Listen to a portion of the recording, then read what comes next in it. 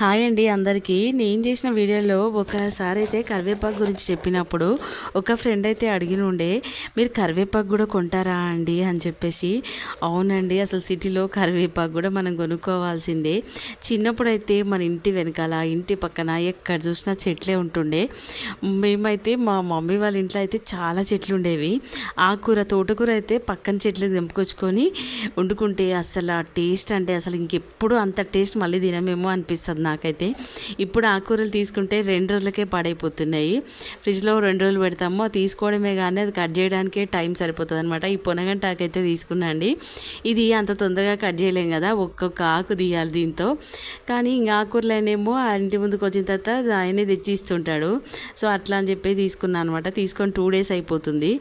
ఇంకా ఇది ఒలవడానికే నాకైతే హాఫ్ అన్ అవర్ పైనే పట్టిందనమాట. ఆకుకూరలు తినాలంటారు, ఇది ఒలవడమే పెద్ద కష్టం. ఇదేమో ఒక్కొక్క ఆకు చించాలి.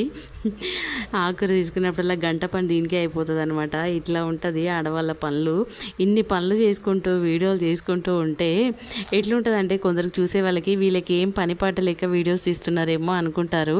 కానీ మార్నింగ్ లేస్తే ఏం ఇంట్లో పనులు చేసుకొని అన్నీ చేసుకున్న తర్వాత ఏం వీడియో పెట్టాలి, ఈరోజు ఏం మాట్లాడాలి, ఆ వీడియోని తీసిన తర్వాత దాన్ని ఎడిట్ చేసుకోవాలి, అయినా సెండ్ చేసుకోవాలి, దానికి ఎన్ని లైక్స్ వచ్చాయి ఎన్ని వ్యూస్ వచ్చాయి అని చూసుకోవాలి. వీడియో చేయడం అంటే మామూలు విషయం అయితే కాదండి, నాకైతే అట్లా అనిపిస్తుంది.